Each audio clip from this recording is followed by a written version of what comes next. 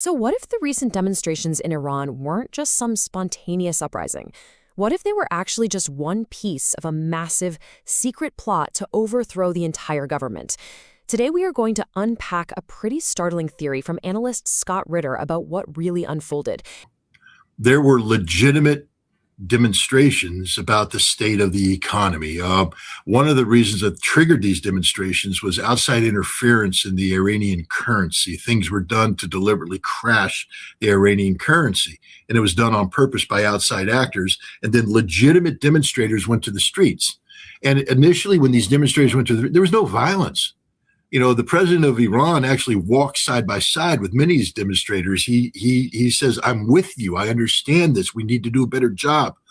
But then what happened about day two of the demonstrations, radicals took over and they pushed the peaceful people out of the streets and they began launching violent attacks. These radicals are Mossad controlled cells that have been in place for a long time inside Iran, equipped, trained by the Mossad to carry out extreme acts of violence.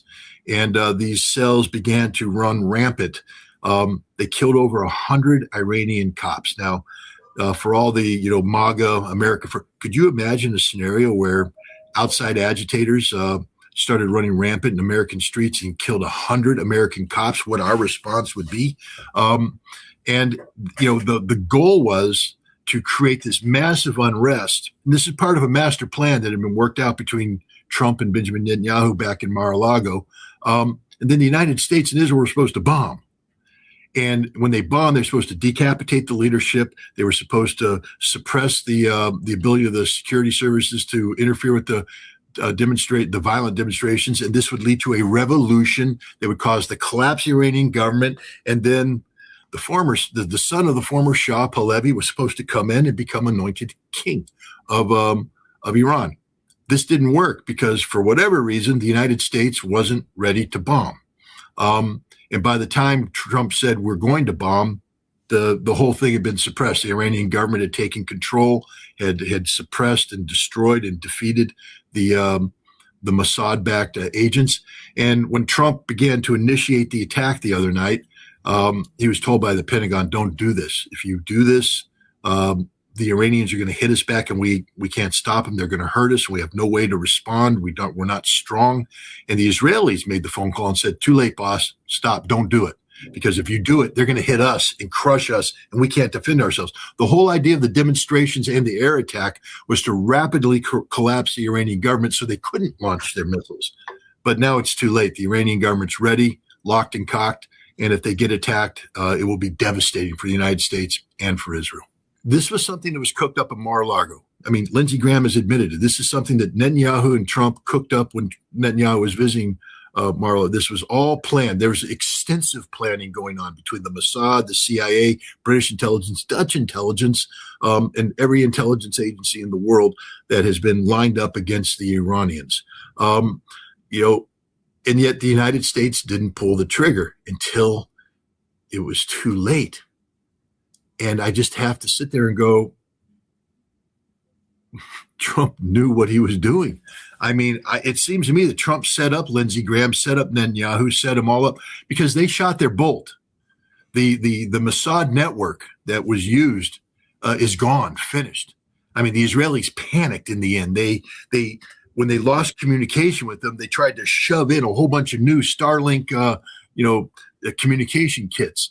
And the Iranians were just sitting there waiting for them to come in and go, "Thank you very much. Thank you very much." Because the Iranians broke the code, got in there. Thanks to the help of Russia, by the way. So it's all over. That entire network's gone. It took decades to build that network up. It's gone. So Graham knows what happened. There is no capacity to, replicate the opportunity that was lost. Now, he's trying to be nice and say it's not Donald Trump's fault.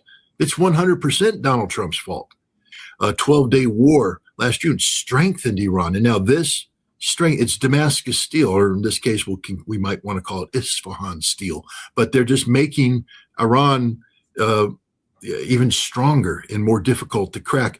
And the reality we need to come up with is we have to understand that we keep talking about Iran as a theocracy, and yes, they have the supreme leader, and yes, the Shia faith is central to the the way that Iran views itself, but it's a functioning democracy.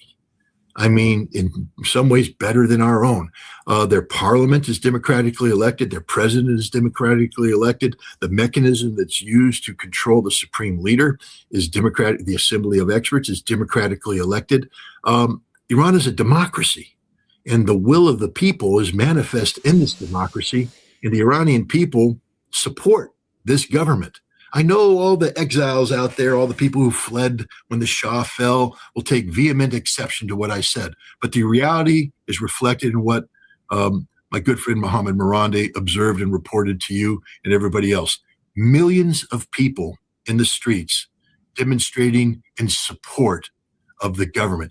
Could you imagine how an American president would feel if one day in every major American city that millions of people poured out into the streets in support of him? According to this theory, the whole thing came down to one critical failure: timing. As you can see here, the Iranian government just moved way faster than anyone expected. They allegedly suppressed and completely destroyed those violent cells before the US was even ready to launch its airstrikes. So by the time the planes were ready to go, the entire excuse for the attack, poof, it was gone. And according to the source, at the very last minute, President Trump got these urgent, panicked warnings. The Pentagon allegedly told him, don't do it, Iran is ready to hit back, and we can't stop them. At the same time, Israel supposedly called and said it's too late, because they were terrified they'd be crushed in any Iranian counterattack.